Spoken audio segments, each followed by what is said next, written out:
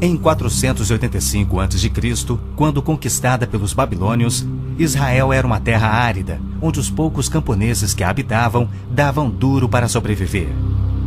Esta era a terra que Deus havia prometido para Abraão, Isaque e Jacó, e aos seus descendentes para sempre. Toda a terra que você está vendo, darei a você, Abraão, e a sua descendência para sempre. A terra não poderá ser vendida definitivamente, porque ela é minha.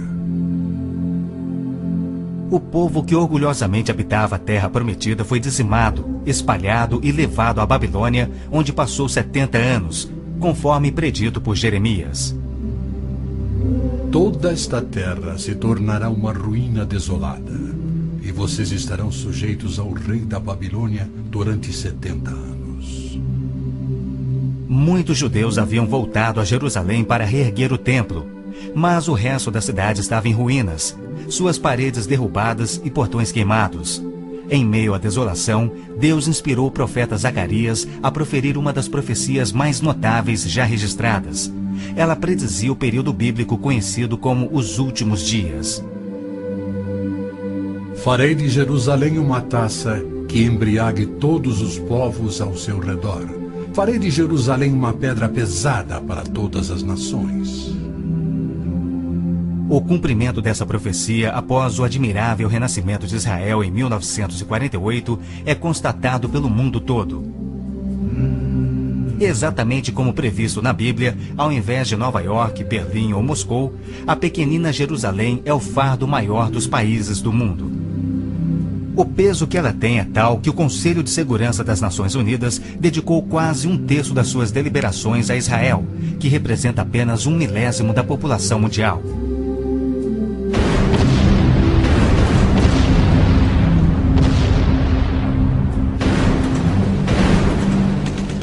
Jerusalém não seria o problema número 1 das Nações Unidas se a nação de Israel fosse facilmente intimidada, mas os seus militares são os melhores do mundo. Naquele dia farei que os líderes de Judá sejam semelhantes a um braseiro. Eles consumirão todos os povos ao redor. O Senhor protegerá os que vivem em Jerusalém.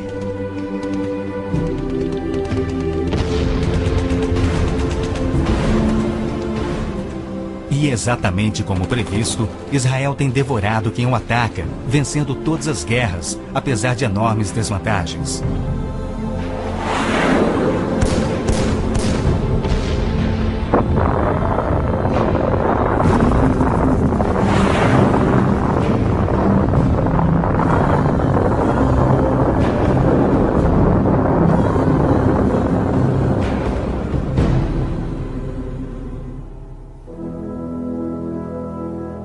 O anjo Gabriel revelou a Daniel que Jerusalém seria reconstruída e que após 483 anos viria o Messias.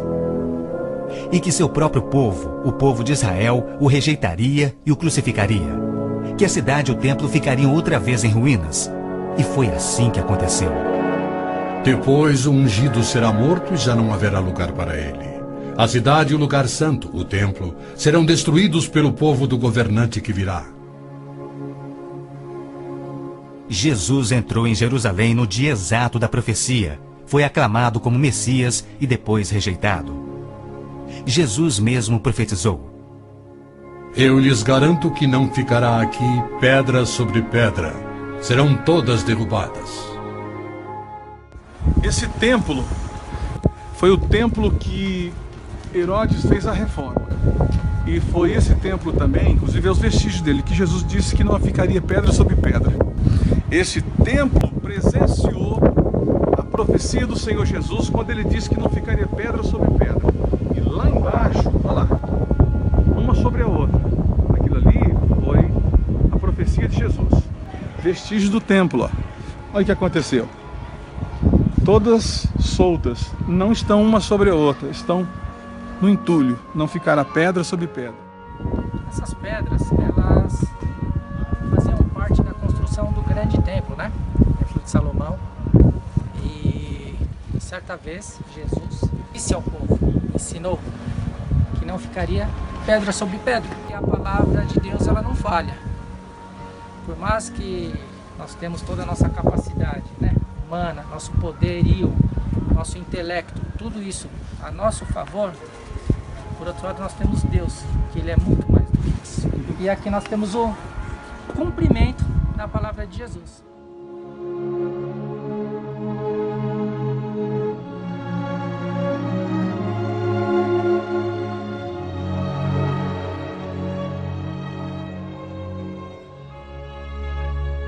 Lá está a profecia de Jesus se cumprindo. A palavra dele não falha. Eu lhes garanto que não ficará aqui pedra sobre pedra. Serão todas derrubadas.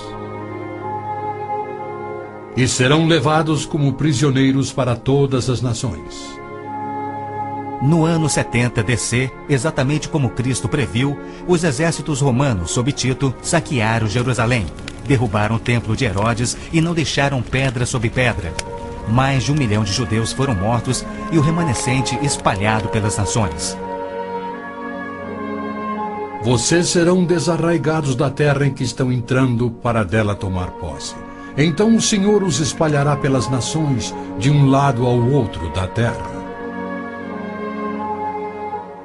Os profetas de Israel também previram o antissemitismo, que perseguiria os judeus por toda parte. Vocês serão motivo de horror e objeto de zombaria e de riso para todas as nações. Espalhados entre as nações, os judeus têm sido odiados, perseguidos e mortos como nenhum outro povo, enquanto a estéril terra de Israel permaneceu de luto. Após sua visita em 1867, o escritor Mark Twain escreveu: Belém, a terra em que os anjos cantaram não é habitada por criatura alguma. A Palestina se recobre de pano de saco e cinzas, desolada e sem beleza. Em outra de suas profecias admiráveis, Jesus declarou: Jerusalém será pisada pelos gentios, até que os tempos deles se cumpram. Jerusalém foi disputada por todos os grandes povos da história. Babilônios a dominaram, depois os medo-persas. Alexandre o Grande tomou a Palestina para os gregos em cerca de 300 a.C. Depois foram os egípcios, seguidos pelos assírios e então os romanos. Invasores islâmicos se apoderaram dela, mas foram depostos nas cruzadas. Mais tarde, os mamelucos islâmicos do Egito a tomaram. Depois, os turcos otomanos reinaram por 4 séculos. E ao longo destes séculos, os judeus ali viveram e sofreram. O pleno cumprimento das profecias bíblicas sobre Israel, Jerusalém e os judeus é a prova incontestável da existência de Deus e da veracidade bíblica. Muitos pensam que as cruzadas católicas libertaram a Terra Santa para os judeus, quando, na verdade, massacraram os judeus e tomaram a terra para a Igreja Católica.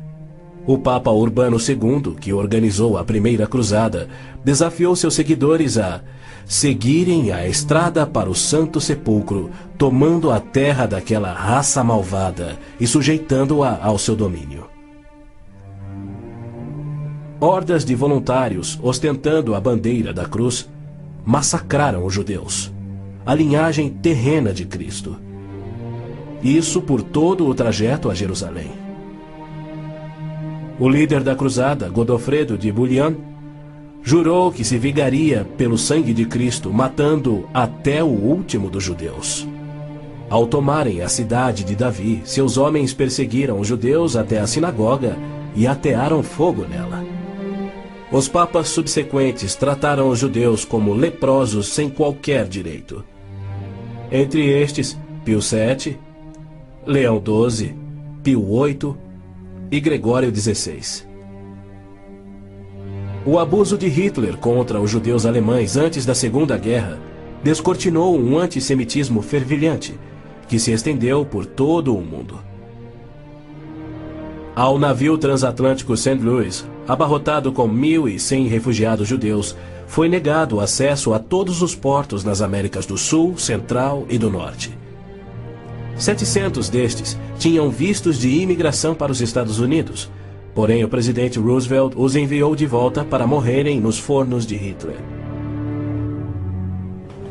Até mesmo a Suíça rejeitou os judeus, devolvendo-os aos seus assassinos, e serviu como banqueira de Hitler, guardando para os nazistas bilhões de dólares em ouro e dinheiro roubado das vítimas judias. No final da Segunda Guerra, a promessa de Deus de retornar o seu povo à Terra Prometida parecia mais absurdamente ilógica do que nunca.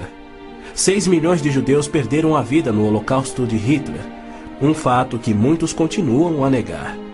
Embora Adolf Eichmann relatou, enquanto prisioneiro, que o massacre dos judeus foi o maior de todos os crimes, a maior dança funesta da história da humanidade.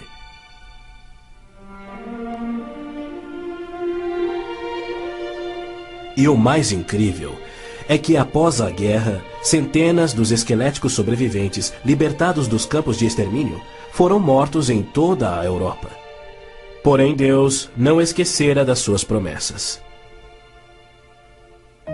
De 1945 a 1948, apesar de um cruel bloqueio naval inglês, 10 navios antigos contrabandearam 70 mil sobreviventes do Holocausto para dentro da Terra Prometida. Nas palavras de um dos sobreviventes, os velhos navios e a frota britânica eram ameaças menores que a vida na Europa. Pela primeira vez em anos tínhamos um propósito: a criação de um Estado judeu. Milhões de judeus têm voltado a Israel, oriundos de mais de 100 países. A existência de Israel hoje, na Terra Prometida, é incontestavelmente uma obra de Deus. Vejam, eu os trarei da terra do norte e os reunirei dos confins da terra. Aquele que dispersou Israel o reunirá. Em novembro de 1947, as Nações Unidas adotaram a sua Resolução 181. Ela dividia a Palestina, dando 18% aos judeus e 82% aos árabes, e tornou Jerusalém uma cidade internacional que, conforme o Vaticano também insistiu, nunca poderia ter domínio judeu. O mundo árabe rejeitou esta resolução e exigiu toda a Palestina. Até hoje, nenhum mapa árabe admite a existência de Israel.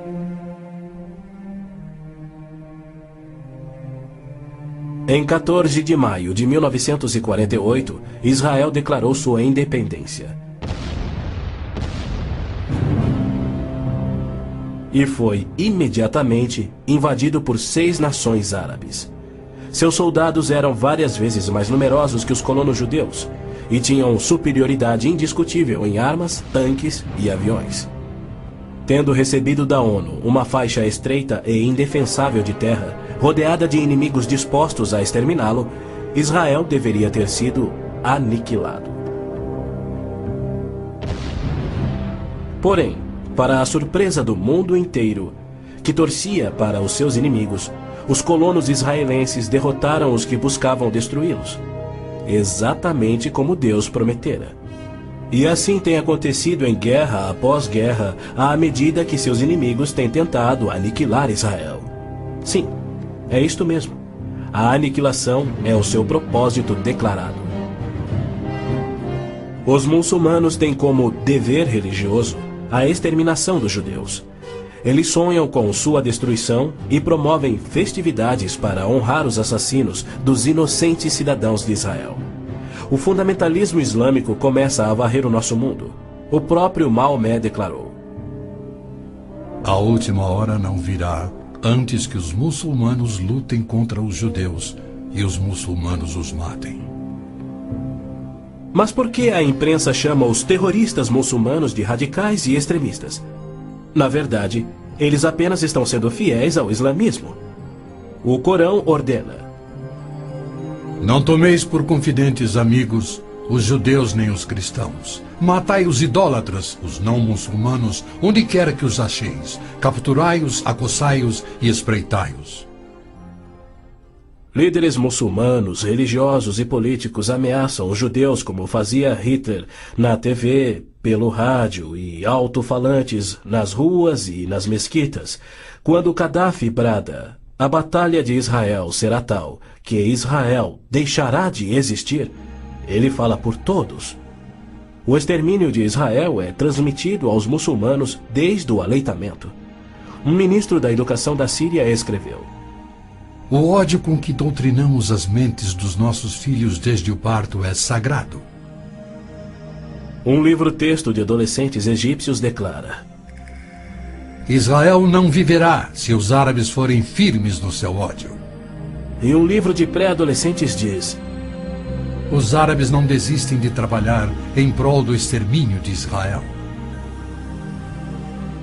É uma loucura Israel tentar firmar acordos de paz com inimigos como estes, mas a pressão mundial o obriga a isto.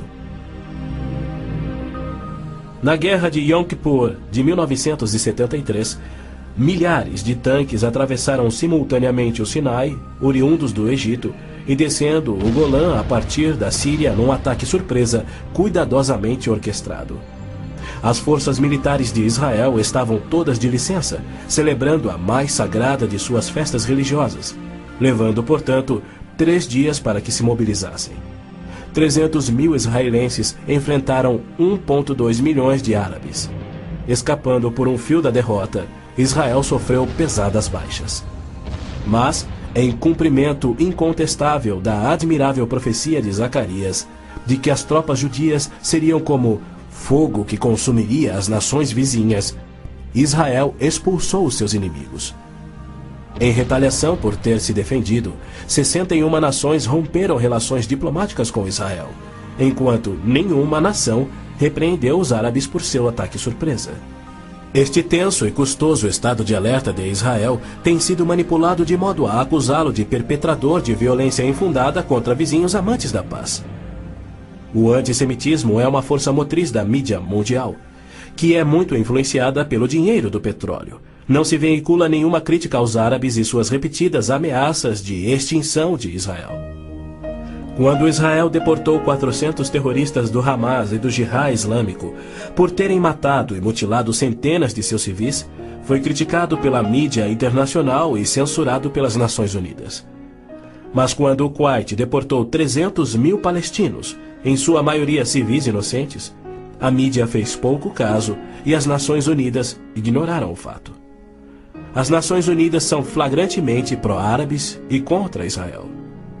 As chamadas Forças de Paz das Nações Unidas no Líbano abrigaram terroristas da OLP, ofereceram suas instalações para treinar terroristas, forneceram equipamento militar e auxiliaram as equipes de terroristas a caminho de atacarem Israel. Quando Israel se viu pressionado a ponto de invadir o sul do Líbano para expulsar a OLP, descobriu na área das Nações Unidas estoques suficientes de armamentos para sustentarem uma invasão de 1 milhão de homens.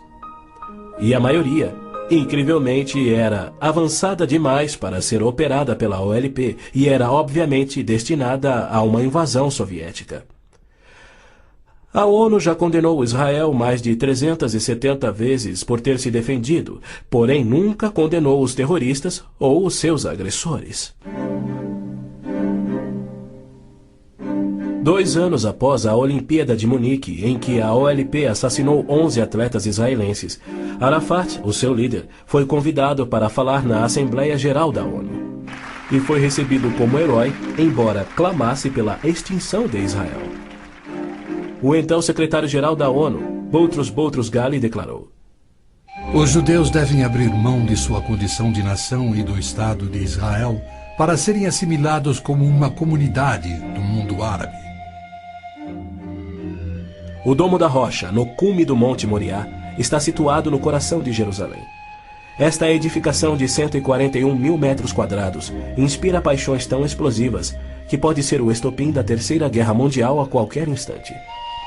Foi ali que Abraão obedientemente construiu um altar e colocou sobre ele o seu filho Isaque, disposto a oferecê-lo como sacrifício a Deus. Mas Deus o impediu e proveu um carneiro para substituir a Isaque. 900 anos mais tarde, há cerca de 3.000 anos, o rei Davi comprou aquele terreno santo de Araúna, o Jebuseu, para poder edificar ali um altar a seu Deus. E foi ali que Salomão construiu o primeiro templo. Do templo judeu, Destruído por 2 vezes, não resta nada. Em seu lugar se ergue o Domo da Rocha, um imenso monumento ao deus islâmico da lua, o antissemita Alá.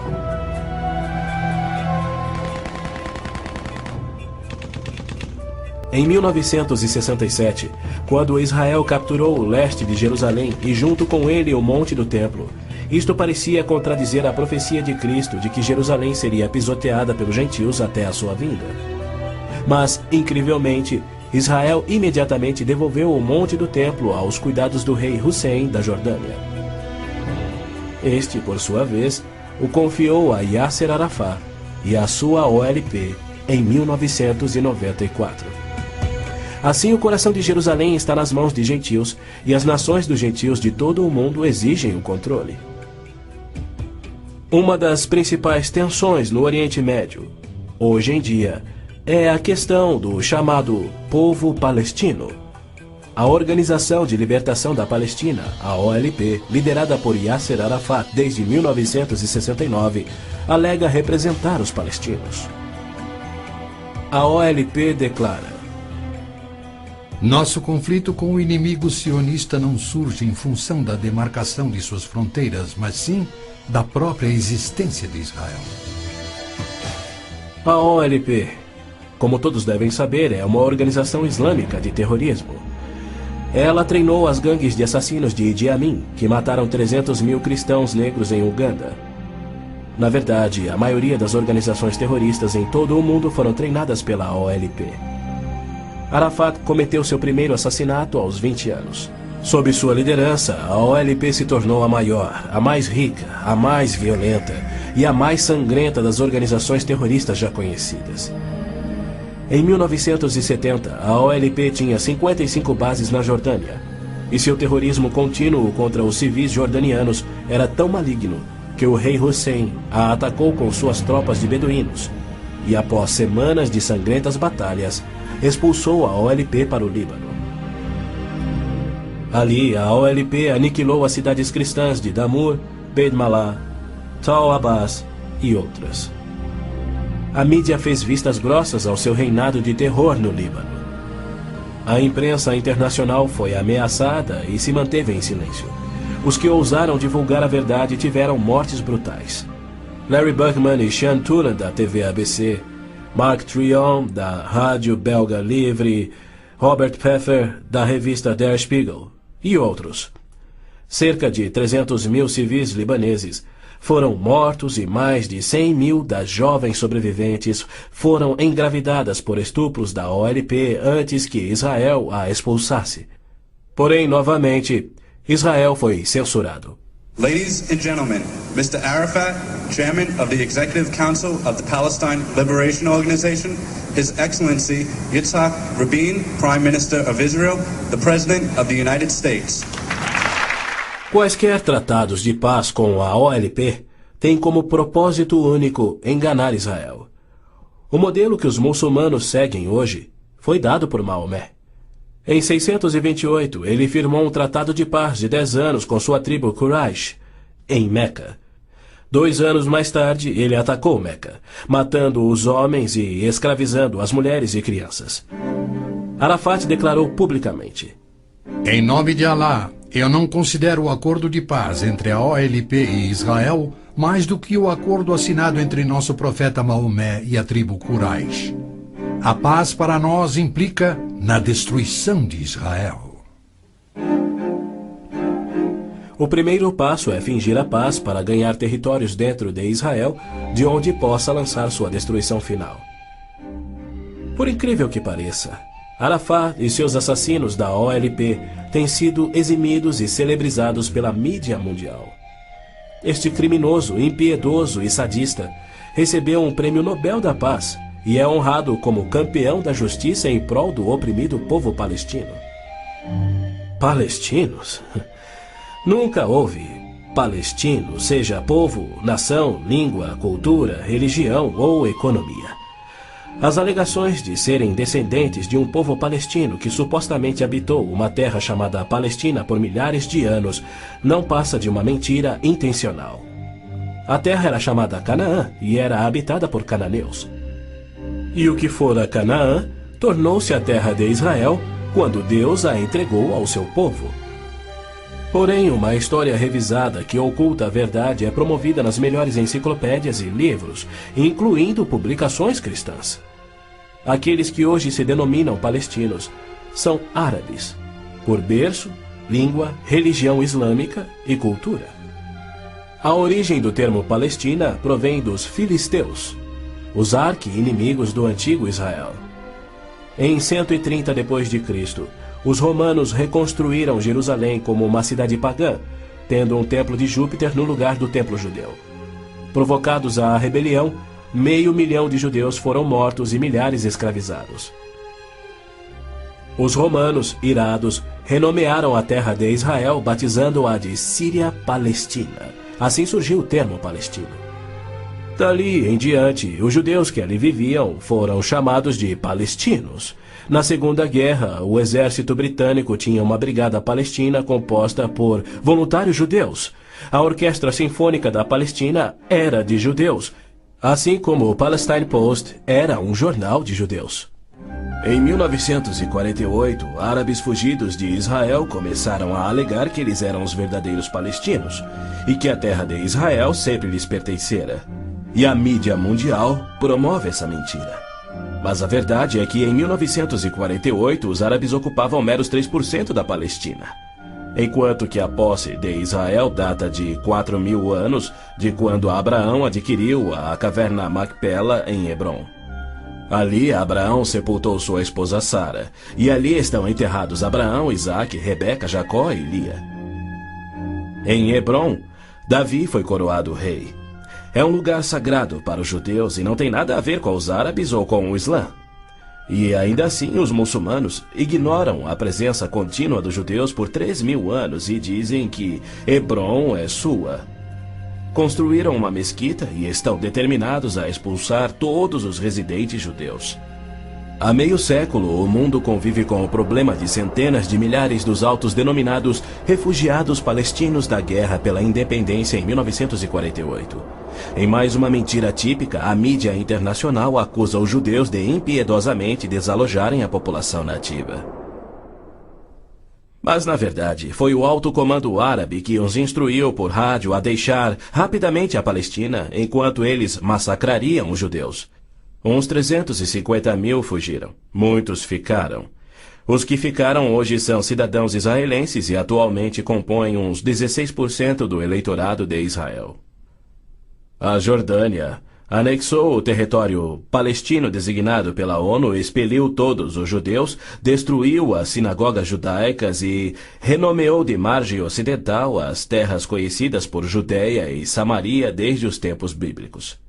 Apesar dos milhões de dólares em jazidas de petróleo e uma área terrestre 700 vezes maior do que a de Israel, as nações árabes se recusam a aceitar quaisquer refugiados de 48 e a dar-lhes vida normal. Somando milhões devido à sua alta taxa de natalidade, hoje eles são restritos a vergonhosos acampamentos de refugiados em Gaza, Jordânia, Líbano, Síria e na margem ocidental. Estes infelizes são mantidos assim para que seu infortúnio seja exibido como propaganda. Por outro lado, o recém-formado Estado de Israel, cuja população somava 600.000, absorveu rapidamente 820.000 refugiados judeus que fugiam das terras árabes, onde por 13 séculos, desde o advento do islamismo, eram sujeitados a surras e cusparadas nas ruas e mercados. Centenas foram brutalizados ou mortos pelos muçulmanos em surtos imprevisíveis de violência e tiveram suas posses confiscadas. O renascer de Israel propiciou um refúgio acolhedor para o qual fugiram. Israel já assimilou milhões de imigrantes. Mais de 1 milhão de refugiados ficaram sob o domínio de Israel nos acampamentos em 1967, na Guerra dos 6 Dias. Israel lhes oferece terras estatais, eletricidade, água, esgoto, pavimentação e escolas, e já construiu 9 complexos residenciais para abrigar 10.000 famílias. As nações árabes, incrivelmente, se opõem ao auxílio que Israel oferece aos seus refugiados. Ainda mais incrível é que as Nações Unidas adotam anualmente as seguintes surpreendentes resoluções. A Assembleia Geral exige que Israel desista da reintegração dos palestinos na faixa de Gaza. A Assembleia Geral conclama novamente a Israel para que se retraia de quaisquer ações destinadas à reintegração dos refugiados palestinos na margem ocidental. Se formos analisar a história, Jerusalém sempre foi a capital de Israel e seus reis. Hoje em dia, cedia ao seu parlamento. Porém, embaixadas estrangeiras se situam em outros pontos. Segundo o ministro das Relações Exteriores do Vaticano, em visita a Israel em 98, a presença de Israel no lado oriental de Jerusalém constituía uma ocupação ilegal. Em março de 1999, Israel foi advertido que a União Europeia não reconhecia a sua soberania sobre Jerusalém. Numa bula papal do Jubileu de 2000, o Papa João Paulo II rejeitou novamente a soberania israelense sobre Jerusalém. Em fevereiro de 2000, o Vaticano assinou um acordo com a OLP no qual se pedia garantias internacionais de que Jerusalém fosse mantida sob controle internacional. Os maiores inimigos de Israel são o Islã e o catolicismo romano. João Paulo II tem calorosamente recebido o fascínora Yasser Arafat diversas vezes, até mesmo quando estava no auge de sua carreira como um dos assassinos e criminosos mais notórios do mundo. É claro que João Paulo II tem piamente condenado o antissemitismo, como lhe cabe fazer. Porém, ele se limita a se desculpar por atos cometidos por filhos e filhas da Igreja. E ele nunca, jamais, admitiu que os judeus e evangélicos martirizados na Inquisição o foram por política oficial da Igreja e seus papas. Roma insiste até em nossos dias que os católicos e não os judeus são o povo escolhido por Deus. Por exemplo, em 1928, um decreto do Vaticano se referia aos judeus como povo anteriormente escolhido por Deus. Em 1965, o Segundo Concílio do Vaticano declarou: a Igreja constitui o novo povo de Deus. A Roma Católica se denomina a Cidade Santa, a Cidade de Deus, a Cidade Eterna, títulos que Deus deu a Jerusalém. O interessante é que, ao invés de repreender Arafat por sua paixão por aniquilar Israel e suas crenças islâmicas anticristãs, o Papa aceitou seu convite para estar com ele em Jerusalém, celebrando a quem chamou de o nosso Jesus Cristo, entre aspas. Nosso Jesus Cristo? Segundo Arafat, Jesus foi um palestino que lutava contra Israel por sua liberdade, e o Papa apenas sorriu e o abençoou.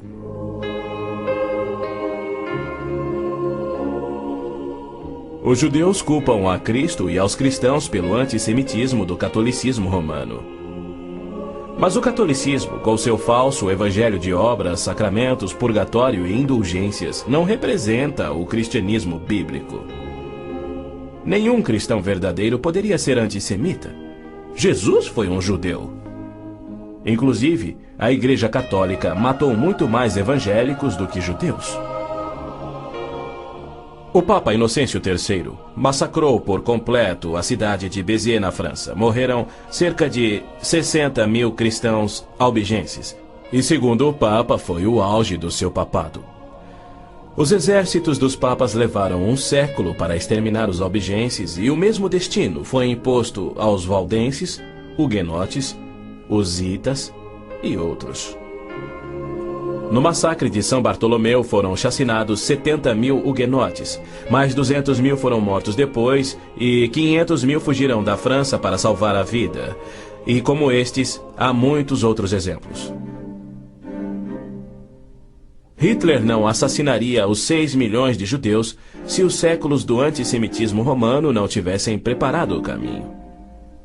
Em 26 de abril de 1933, Hitler relembrou aos representantes do Vaticano, Bispo Burning e Monsenhor Steinmann, que por 15 séculos Roma considerara os judeus parasitas a serem exterminados, e que ele lhes oferecia uma solução final para o problema dos judeus. Antes de se tornar o Papa Pio XII, o cardeal Eugênio Pacelli, núncio papal da Alemanha, entregou dinheiro do Vaticano a Hitler para formar o partido nazista. Ao se tornar Papa, Pacelli enviou uma mensagem de apoio ao Führer. Ao ilustre Herr Adolf Hitler, Führer e chanceler do Reich alemão. É com grande prazer que recordamos os muitos anos passados na Alemanha como núncio apostólico, ocasião em que fizemos de tudo para estabelecer relações harmoniosas entre a Igreja e o Estado. Agora, suplicamos ainda mais fervorosamente para alcançarmos este alvo. Era 1939 e os abusos de Hitler, bem como suas intenções para os judeus, já eram conhecidos em todo o mundo.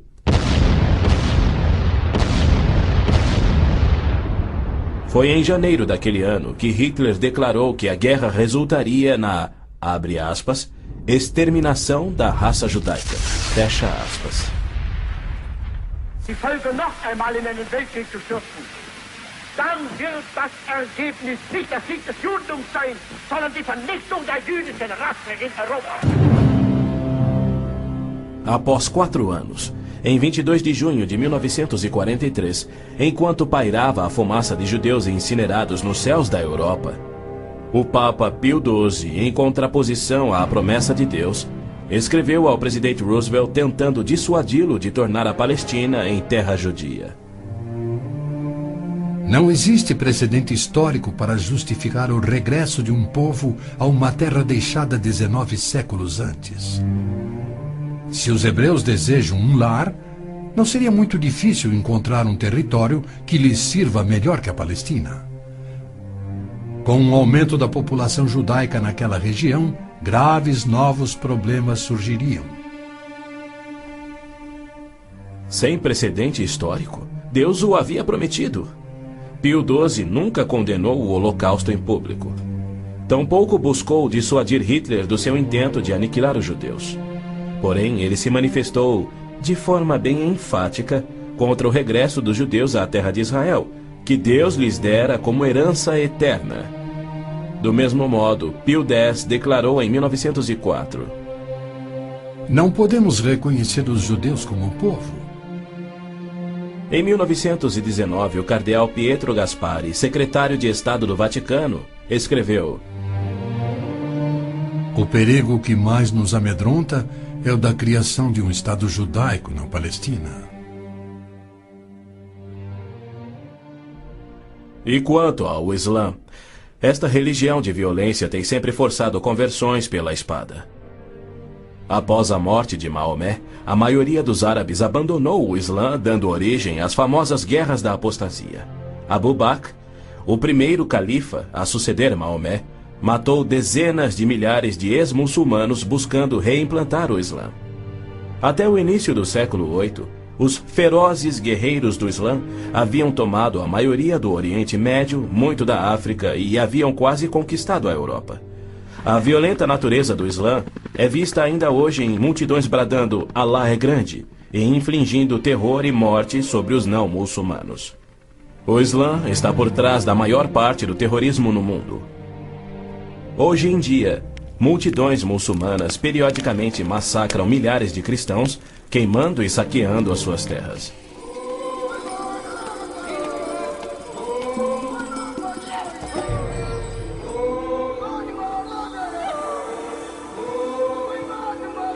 No sul do Sudão, milhões de cristãos negros estão sendo privados de alimento, escravizados e até mortos pelo governo islâmico do norte. É verdade que os judeus foram mortos durante as cruzadas, mas isso foi contra o ensinamento de Cristo e seu divino exemplo. Já os terroristas muçulmanos matam como forma de obediência a Allah, em obediência ao Corão e ao ensino e exemplo de Maomé. Qualquer estudioso muçulmano concordará ser o dever sagrado de todo muçulmano em todas as eras praticar guerra santa o quanto for possível para forçar o mundo inteiro à submissão ao Islã. O Corão mantém mais de 100 versículos sobre lutar e matar neste propósito. Porém, a mídia internacional insiste em descrever o Islã como religião pacífica. Tony Blair, o premier britânico, classificou o Islã dizendo ser sinônimo da paz, tolerância, além de uma força para o bem. Muitos políticos de destaque no Ocidente têm elogiado o Islã e seus caminhos pacíficos, e líderes religiosos também.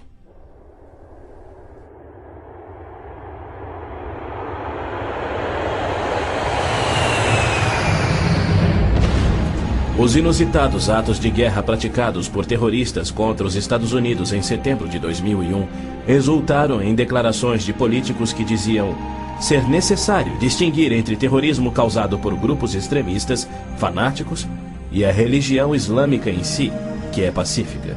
O escritor Tom Clancy disse que o Islã, como religião, não promove a violência. Uma declaração incrível frente aos ensinos contidos no Corão, os de Maomé, e a violência contínua que historicamente caracteriza o avanço do Islã. Esta é a visão romântica do Islã que encoraja o terrorismo. Para esses criminosos, Arafat é a prova viva das recompensas conferidas aos que aspiram ao terrorismo. Ele é o mais vil e bem-sucedido terrorista da história. A OLP detinha o recorde do maior sequestro aéreo, 4 aeronaves numa única operação, apenas igualado em 2001. O maior número de reféns, 300 pessoas na mesma operação e outros recordes que se mantêm até hoje. O número de pessoas baleadas num aeroporto, o maior resgate pago, $5 milhões pagos pela Lufthansa. A maior diversidade de alvos, 40 aeronaves de passageiros civis, 5 navios de passageiros, 30 embaixadas ou missões diplomáticas, além de incontáveis fábricas, depósitos de combustível, etc, etc, etc. Ao invés de ser julgado como réu em corte internacional, assim como os nazistas e líderes sérvios, os sangrentos atos de Arafat atraíram a ONU, a União Europeia e incontáveis líderes políticos e religiosos para o seu lado contra Israel e lhe outorgaram o Prêmio Nobel da Paz. O que confere a pilotos habilidosos a coragem e o ímpeto de se apoderarem de jatos comerciais e arremetê-los contra edifícios civis ou militares, ou outros que se suicidam explodindo ônibus em Tel Aviv? Somente uma coisa: a garantia islâmica do paraíso para os que morrem na jihad. Aos mártires, o Islã promete um palácio de marfim contendo 70 mansões, cada mansão contendo 70 casas e em cada casa uma cama com 70 lençóis.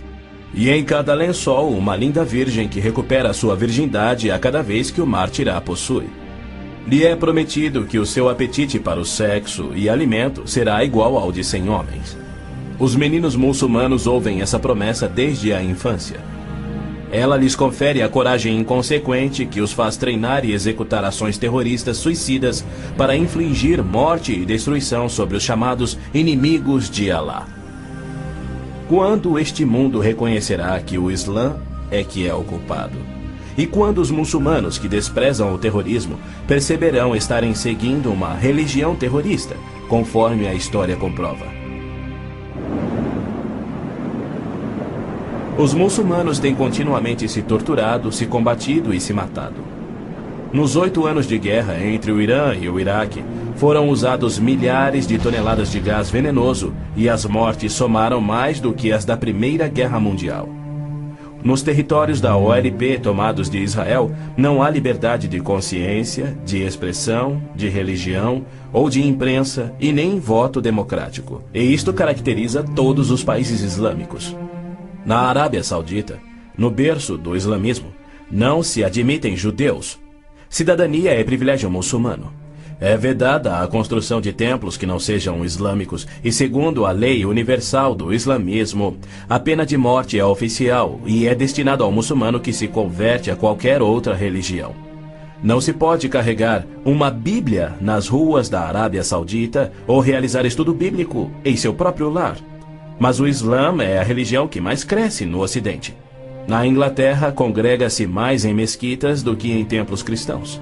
Da mesma forma, muitas mesquitas nos Estados Unidos têm contato com bases secretas de treinamento terrorista para que a Jihad faça da América um país islâmico.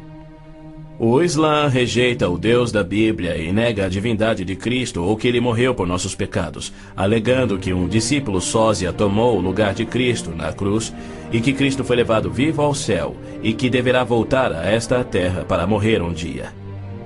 O cristianismo deve ser subjugado pela força. O Corão diz: matai os idólatras, os não muçulmanos. Onde quer que os acheis, espreitai-os. Combatei aqueles que não creem em Alá. Observem bem, assim é o Islã. Porém, segundo Robert Schuller, se ele voltasse daqui a 100 anos e descobrisse que seus descendentes eram muçulmanos, ele não se importaria. Ele pregou sua mensagem de Natal em 99 na grande mesquita de Damasco, segurando a mão do grão mufti islâmico. Mais tarde, quando entrevistado por Larry King, Schuller disse animadamente ter sentido a afinidade espiritual além de uma concordância de fé e filosofia, e se referia a esse líder muçulmano anticristão. A Bíblia diz que Deus deu a terra prometida ao seu povo escolhido, os judeus. Já o Islã diz que Alá deu estas terras aos árabes. Assim se desdobra um tremendo conflito entre o Deus de Abraão, Isaque e Jacó, que ama os judeus, e o Deus de Maomé, que odeia os judeus e pede a sua destruição.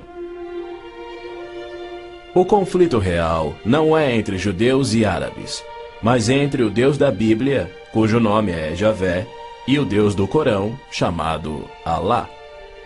12 vezes no texto bíblico Deus refere-se a si mesmo como o Deus de Abraão, o Deus de Isaque e o Deus de Jacó. Então, Javé declarou a Moisés: diga aos israelitas, o Senhor, o Deus dos seus antepassados, o Deus de Abraão, o Deus de Isaque, o Deus de Jacó enviou-me a vocês. Esse é o meu nome para sempre, nome pelo qual serei lembrado de geração em geração. É Satanás que tem inspirado 3.000 anos de antissemitismo.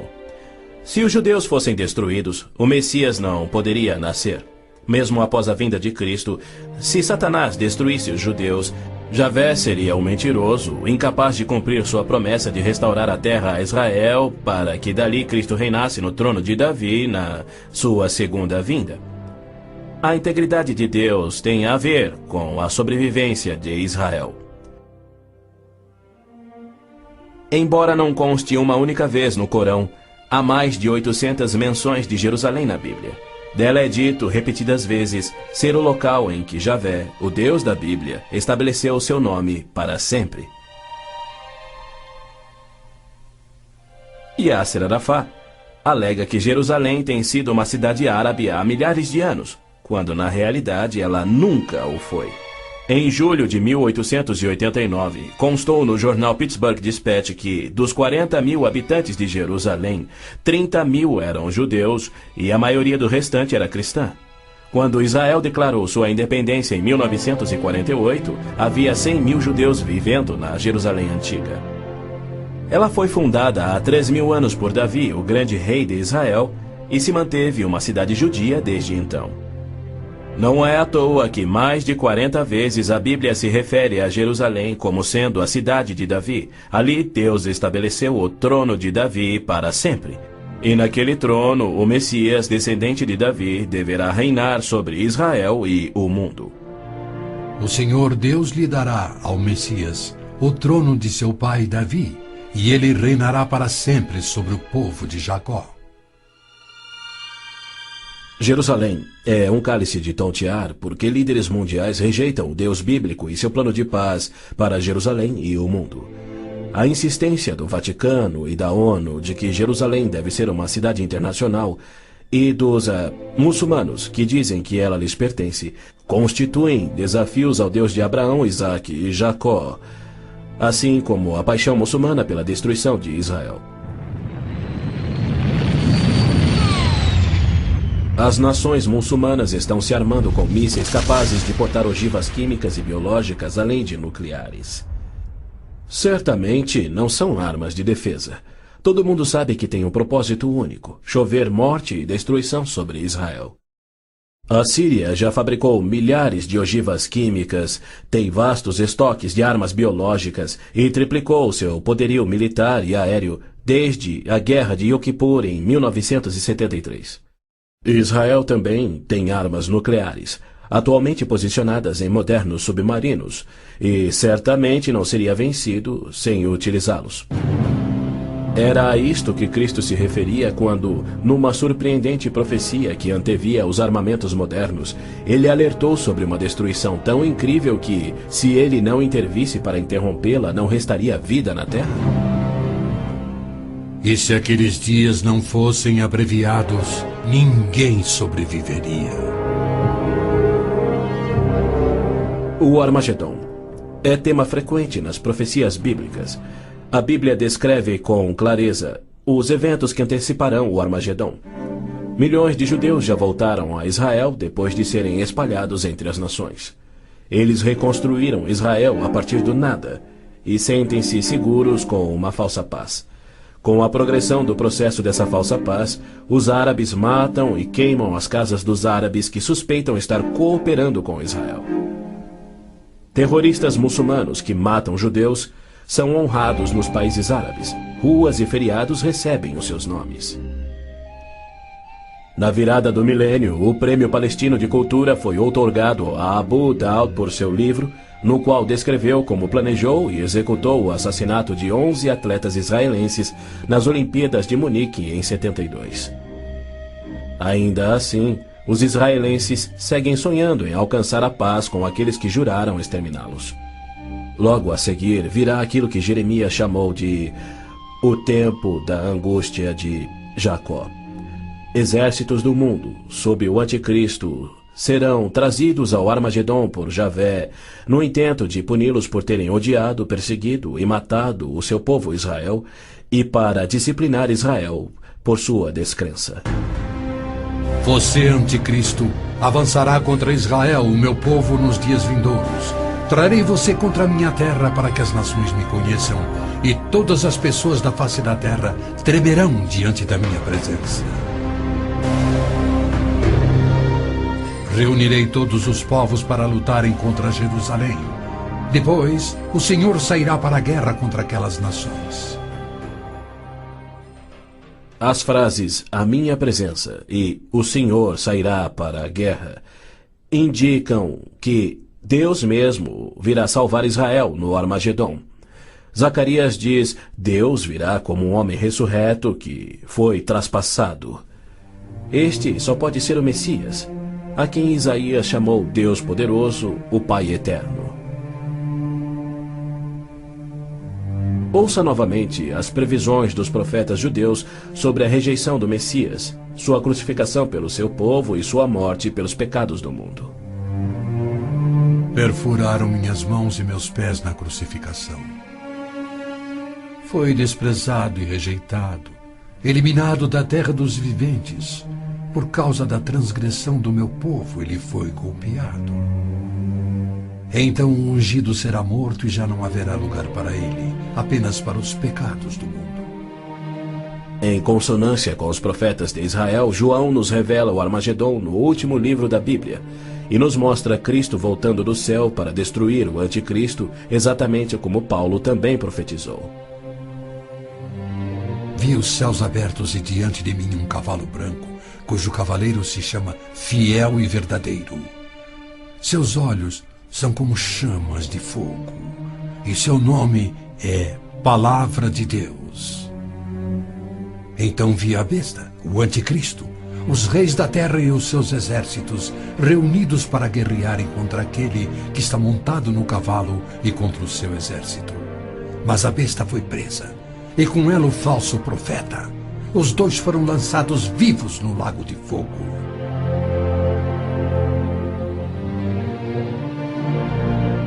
Antes do Armagedon, o anticristo irá confirmar um pacto de 7 anos, garantindo uma falsa paz entre árabes e judeus. Prometerá segurança a Israel, permitirá que Israel reconstrua o templo e reinicie os sacrifícios de animais, após um intervalo de mais de 1900 anos. O anticristo quebrará seu pacto, cessará os sacrifícios, colocará a sua imagem no templo, declarando ser Deus e exigindo ser adorado. Os que se recusarem morrerão. Com muitos ele fará uma aliança que durará uma semana. No meio da semana ele dará fim ao sacrifício e à oferta. Então será revelado o homem do pecado, chegando até a assentar-se no santuário de Deus, proclamando que ele mesmo é Deus. Foi-lhe dado poder para fazer que fossem mortos todos os que se recusassem a adorar a imagem. A que semana Gabriel se referia? Quando isso acontecerá? Ele disse a Daniel que após 70 semanas ou 490 anos, toda a profecia se cumpriria, Israel seria restaurado e jamais voltaria a desonrar a Deus. No final das primeiras 69 semanas de anos, ou seja, 483 anos, o Messias viria e seria morto. O tempo seria contado a partir da data em que o rei da Babilônia concedeu a autorização para a reconstrução de Jerusalém. A partir da promulgação do decreto que manda restaurar e reconstruir Jerusalém, até que o ungido, o líder, venha, haverá 7 semanas e 62 semanas. Neemias diz ter recebido autorização para a reconstrução de Jerusalém no mês de Nissan do 20º ano do rei Artaxerxes, ou seja, em 445 a.C. No domingo, 6 de abril de 32 DC, dia em que se completavam exatos 483 anos, hoje o chamado Domingo de Ramos, Jesus entrou em Jerusalém. Não num cavalo branco, conduzindo uma insurreição contra Roma, como os autoproclamados messias tentaram e os judeus queriam, mas num jumento, humildemente trazendo a salvação dos pecados, conforme Zacarias havia predito. Alegre-se muito, cidade de Sião. Exulte, Jerusalém. Eis que o seu rei vem a você, justo e vitorioso, humilde e montado num jumento, um jumentinho, cria de jumenta. Foi no dia 10 de Nissan, que era o dia em que os cordeiros pascais eram tirados do rebanho, que Jesus entrou em Jerusalém e apresentou ele mesmo ao seu povo. 4 dias mais tarde, quando Israel sacrificava os cordeiros, ele, o Cordeiro de Deus, cravado numa cruz, se entregou pelos pecados do mundo, cumprindo a profecia de Moisés. No 14º dia do mês, quando toda a comunidade de Israel irá sacrificar o cordeiro ao pôr do sol. É fato histórico indiscutível que Jesus entrou em Jerusalém num jumento no dia profetizado, foi aclamado como Messias, foi rejeitado por Israel e crucificado conforme os profetas haviam predito. Como resultado, foram postergados os planos que Deus tinha para Israel na 70ª semana de Daniel. Hoje vivemos na época que Cristo chamou de Tempos dos Gentios, pois Jerusalém é uma cidade internacional dominada por não-judeus. E Cristo tem construído a sua igreja, composta tanto por judeus quanto gentios que creem em seu nome. Somente quando esta igreja for arrebatada para os céus, conforme prometido por Cristo, é que terá início a 70ª semana de Daniel. Israel tem profundos problemas espirituais e morais, há hostilidade entre judeus religiosos e seculares e uma desilusão crescente com o judaísmo, especialmente entre a juventude. Israel sofre com drogas, pornografia, prostituição, juventude rebelde, estupros, roubos e assassinatos. Israel precisa se voltar em arrependimento para o Deus de Abraão, Isaque e Jacó. Mas os rabinos nada têm para oferecer aos pecadores arrependidos. Exatamente como Oséias profetizou, eles não fazem sacrifícios pelo pecado há 1900 anos, pois não têm um templo. Pois os israelitas viverão muitos dias sem rei e sem líder, sem sacrifício. Foi Deus quem profetizou essa condição. Por que ele permitiria que seu povo escolhido ficasse sem sacerdócio e sem templo no qual oferecer os sacrifícios pelos pecados que ele havia ordenado? Isso só faz sentido se o sacrifício de Cristo na cruz cumpriu todos os sacrifícios do Velho Testamento que já não são mais necessários. Caso contrário, Deus abandonou o seu próprio povo e todo o mundo sem recurso para o pecado. E isso ele nunca faria.